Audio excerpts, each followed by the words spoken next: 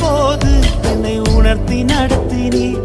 உம்மை நோகடித்த போதும் உம் கிருபையால் மன்னித்தீ. நான் பாவம் செய்த போது என்னை உணர்த்தி நடத்தினி.